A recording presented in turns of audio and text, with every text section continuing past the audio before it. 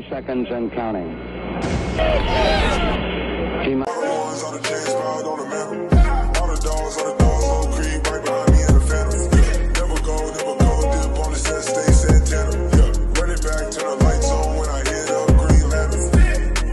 Hey, what's good, yo? Welcome back to another video. It's Anish. I'm joined by a very special guest. He goes by Pendergast. And to those who don't know this Houston icon, he's the morning host of Sports Radio 610. He's also hosts the Houston Texans postgame show and the Sunday evening CBS Sports Radio, also known as the Pendergast Show. So welcome to the channel, Sean. Glad to have you here. Yeah, Anish, it's good to be on with you. I was not in a creative mood the day that I named my national show. I just said, let's just put my name on it, just to be the Sean Pendergast Show. So branding, yeah. But it's good to be on with you, man. It's almost here. Football, yeah, baby. Well, one more Sunday. That's it. Last Sunday. That's it. Awesome. Glad to have you here. And to me, I think that's a perfect name for the show. But anyways, let's just go right into the video. So we're going to be going over the 53-man roster, but I think the thought that's on everyone's mind right now is Deshawn Watson's. The Texans decided to keep Deshawn Watson on the team. What are your thoughts on that? Are you surprised by it at all? And based on the fact that teams are still interested, reported by national sources, what do you think happens to him this season? Yeah, I think there's a lot to unpack there. First, I think that I'm not surprised. Once we got to the point of the calendar where it was time to make the decision as to what to do with Deshaun, I wasn't surprised that they made the decision just to hang on and keep him on the 53-man roster because the league hadn't done anything yet. HPD hadn't done anything yet. And I think those are the two big things that need to happen in order to make him somewhat tradable. I'm sure there were teams calling Nick Caserio over the last several weeks, trying to get lowball offers in to get Deshaun Watson. And I think that's the thing I'm most encouraged by, Anish, is that Nick Caserio is holding tight to wanting to get maximum value for Deshaun Watson. Nick Caserio is the polar opposite of Bill O'Brien. Bill O'Brien would have done whatever the most impulsive thing would be to do to get this thing off of his desk, which would have been to trade Deshaun Watson for 40 cents on the dollar. Nick Caserio is a real general manager. I don't know if he's a good general manager yet because he hasn't really operated in a normal ecosystem. You know, he's just been playing cleanup mode into what Bill O'Brien had done for the last year and a half to this roster and the salary cap and the draft and so forth. So I like that Nick Caserio is holding firm and trying to get maximum value for Deshaun Watson. I think what that means is ultimately that Deshaun's probably going to get moved next year at the same calendar time where we thought he was going to get moved this year. You know, that February, March, April pre-draft time frame. And I don't have a big problem with it. I don't think he's a distraction to the team right now. I was at every minute of practice pretty much throughout training camp. I was at all those practices where Deshaun was there, sometimes watching, sometimes working out off to the side. Sometimes he wasn't there at all. The team's still getting its work in. Doesn't mean the team's going to be good, but if they're not good, I can tell you that the distraction of Deshaun Watson is not the reason why they're not good. They won't. If they're not good, they won't be good because they don't have enough good football players. It's not because of Deshaun. So I'm not surprised the day the decision was made that was a decision. Now, if you had asked me back, obviously, if you'd asked me back in February, this is where we would be, I would have said no because none of us knew about the allegations towards Deshaun until the middle of March. But even then, in March and April, I would have said I'm really surprised. I would have been surprised that there hadn't been some sort of resolution, at least putting him on the commissioner's exempt list. You know, that kind of surprises me. So, I don't know what it all means as far as the time frame goes, but I do feel very strongly that the key things now in order to get us out of this state of inertia that we're in is for the police and the league to give us some sort of clarity on how they're going to treat Deshaun. Yeah, I definitely agree with you there. And I think, waiting until the draft where the draft order allows you to get maximum return on those draft picks. And there's some people on Twitter saying that I don't think Deshaun Watson, legal issues aside, I know we can't really put those legal issues aside that easily, but legal issues aside, the player Watson, they're saying that he's not worth that kind of draft capital of 3 firsts and 2 seconds. And I find that quite absurd because he's a top 5 quarterback in this league easily. I mean, you can argue higher if you wanted to. And you could get him for, multiple years, top quarterback play for multiple years. So I personally think he's worth that. So good on Nick Caserio for standing pat on that. I think that was the right move for that on that regard. But yeah, it will be Yeah, just be interesting to see. Yeah, yeah. As far as the value of Deshaun Anish, like I don't know, I don't even know how you come up with a value for a player like Deshaun. You know what I mean? Like it's, yeah, and especially if you were to trade him before this season, then theoretically, if you were to play this year, then those teams' first round picks are probably going to be worth a whole lot less than say if you had exactly. traded him to the Jets or the Dolphins before the season. You know, two teams that had picks in the top five, or even Yeah, Carolina had the eighth overall pick. Where yeah, if you wanted to get your replacement quarterback, Justin Fields and Mac Jones are yeah, still sitting there at eight.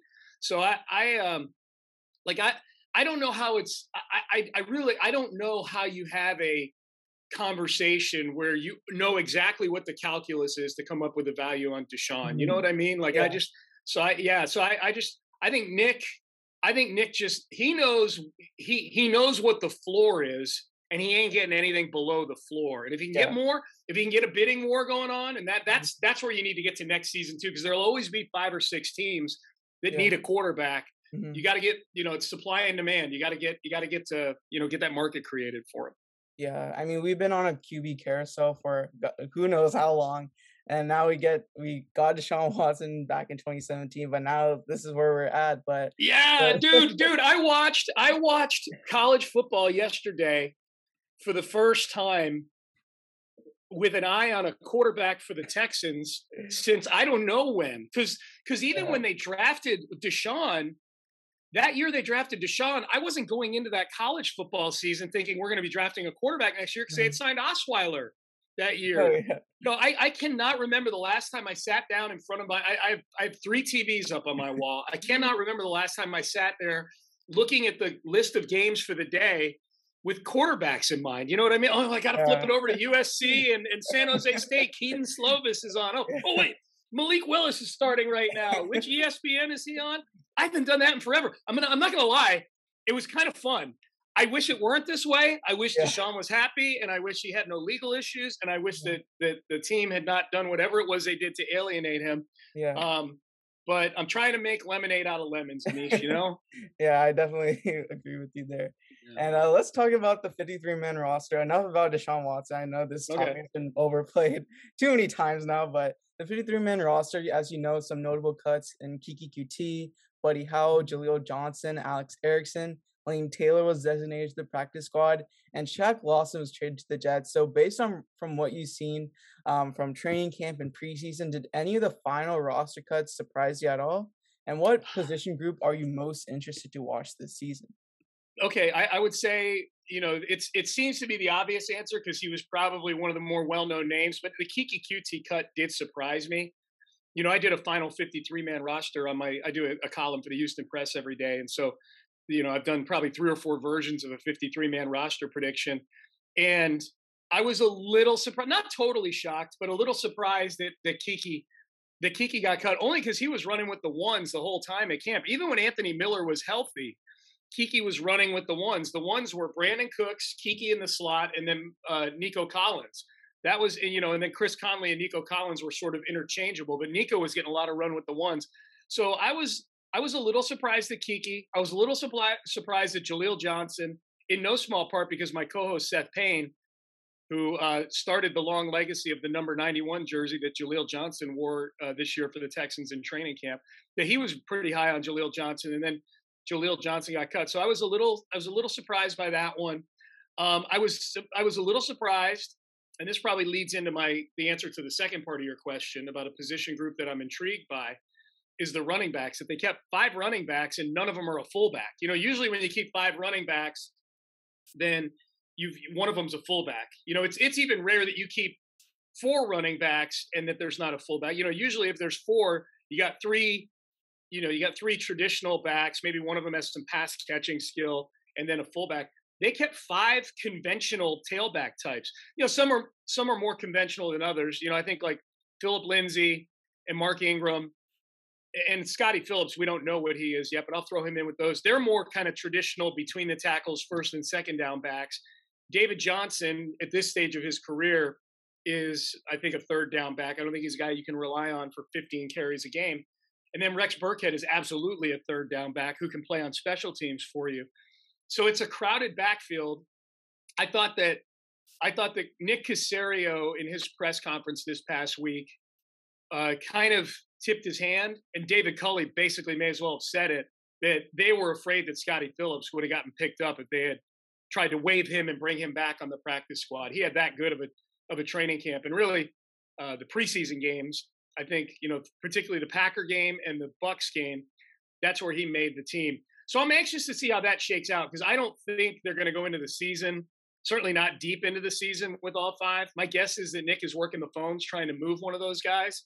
I've been saying since J.K. Dobbins got hurt that I would be on the phone with the Ravens trying to see if they want to have a reunion with Mark Ingram, see if you can get a 5th or a 6th or even a 7th round pick, get something for him. Because this team's not going to the Super Bowl this year. So if you've got veterans, if you're open for business and you're willing to trade some of your veterans. So that's a group I'm anxious to see how that shakes out. At the back end of the roster on the defensive side, I'm anxious to see which player in the secondary, likely a corner, gets let go when Bradley Roby comes back from his suspension in week 2. Tremont Smith and Tavir Thomas, I think, were probably 2 of the last guys to make the roster. My guess is that, well, I don't even want to guess because Tavir Thomas has been good on special teams, but Tremont Smith has also returned some kicks. So who knows? That could be like a little sub tryout going on over the next couple of weeks. I think we'll learn a lot when we see who's inactive on game day for the Jaguars game as to who's the churn at the back end of the roster, who are the guys that should have their heads on a swivel the most. But I would say that. And then quarterback as well is always interesting. Because I don't think Jeff Driscoll's on the practice squad. I think if Jeff Driscoll starts a game for this team, it would be a travesty. He's horrible. And I don't think Davis Mills is ready to start.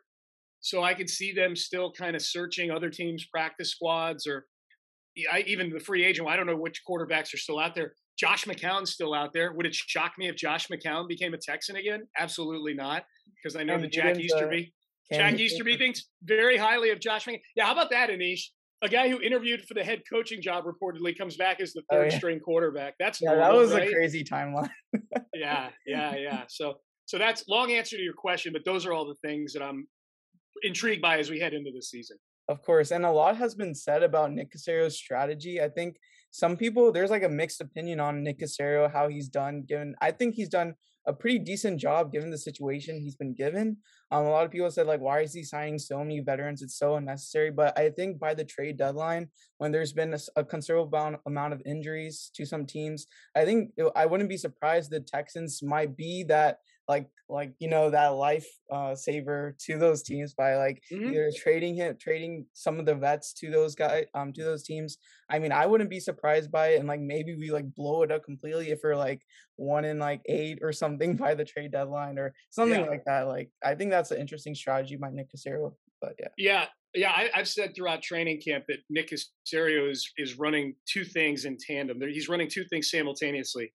He's running a massive American Idol style tryout for about 50 guys for the football team. And he's running the world's largest flea market in tandem. You know what I mean?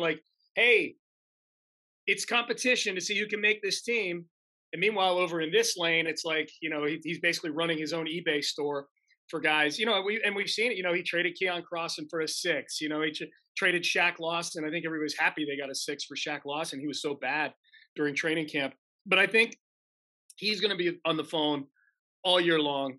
I think regardless of record, look, their bye week is week 10. I don't know when the trade deadline, I think, is the week before that. Usually the trade deadline's 8 weeks into the year. So if they're 6-2, he wouldn't be that way, but they're not going to be 6-2. They'll be lucky to be 2-6, So I think he's going to be operating that way all year long, no doubt, up to the trade deadline, obviously. Yeah, I think that strategy isn't bad, and keep the guys who do perform well on the roster for next season. And a lot of these guys we signed to 1-year deals, and they're only a few 2-year deals, so not too bad. And so again, as we said at the beginning of the show, this is the last Sunday before the season. So what do you think your season predictions are for the Texans team for the season? Yeah, it's funny. We went through an exercise Seth and I did on the show last week where ESPN had done a bunch of simulations of the season for all the teams, 20,000 simulations or something like that. And they arrived at a ceiling and a floor for each team. And the ceiling for the Texans was 7-10. The floor was 3-14. I think they could be worse than 3-14. However, I don't think they're reaching that ceiling of 7-10. But I did, just before you and I went on the air here, I did put a small little case of Diet Cokes, we'll call it, on the Texans going over 4 wins. So just a little bit, just a little taste. You know what I mean? Just a little taste. Because I think they're going to be better than the experts think they will be. I don't think they're going to be good. Don't get me wrong, but I think they've got 5 wins in them. I think they could start out actually pretty decent. Put it this way: if they don't start the season 2-1 with wins over Jacksonville and Carolina in weeks 1 and 3, then I'm probably sunk on my bet. but here's it's so bizarre, Anish, to be sitting here, talking about how the Texans are going to get to 5 wins, and probably the people that are watching this think that I'm drunk right now because I'm getting them to 5 wins. You know what I mean? Yeah. But I think the makeup of the roster, I think a couple things. One, I think they're going to flip the script on their turnover differential this year. That was a big reason why they went 4-12 last year. It just goes to show you that, and it wasn't a good roster last year, but if you're not turning other teams over, then you could have literally an MVP candidate at quarterback and you can go 4-12. You know what I mean? Yeah. Like Deshawn Watson was one of the best quarterbacks in the league. They went 4-12 because their defense couldn't create any big plays. So I think ironically, in a year where they don't have JJ Watt anymore, I think they'll be better at getting after the quarterback. And I think they're going to be better at turning other teams over. I think that Tyrod Taylor, if you're trying to flip your turnover differential, I think Lovie Smith is your defensive coordinator and Tyrod Taylor is your quarterback, are 2 pretty good solutions, considering that you can't just go pluck Patrick Mahomes off of the Chiefs. You go, okay, we don't have a great roster. How do we try to win some games we're not supposed to win? Well, if we can create turnovers and we're not turning the ball over, then that's one way to do it, as we saw in the preseason. And Lovey is always about turnovers, coaching that.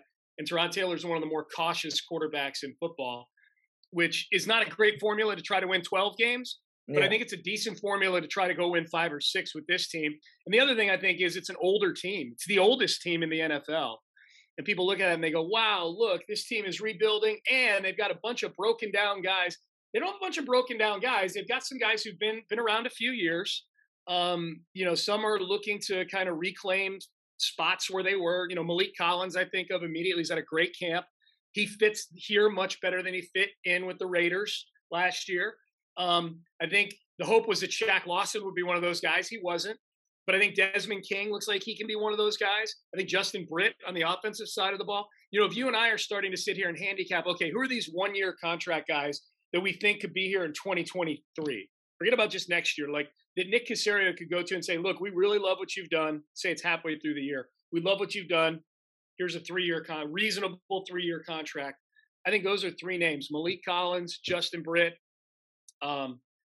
Desmond King. There's probably a few others that I'm missing here that would be in that conversation. Christian Kirksey, maybe, if he's, is someone who I think the team views as a guy they'd like to keep around. So guys like, who knows, maybe Chris Conley, he's only here on a one year, $1.5 million deal. Maybe he goes and gets you 50 catches this year and you go, okay, here's 2 years, 16 million or something like that. So they've got a lot of those types of guys. They got a lot of guys who are playing for their NFL lives. They got a lot of proud guys on that team. I don't think it's a team that's going to turn into a bunch of turds if they're 2-10 at some point. I think it's a group that's going to play hard all year. So I'm going to say 5-12 is my prediction.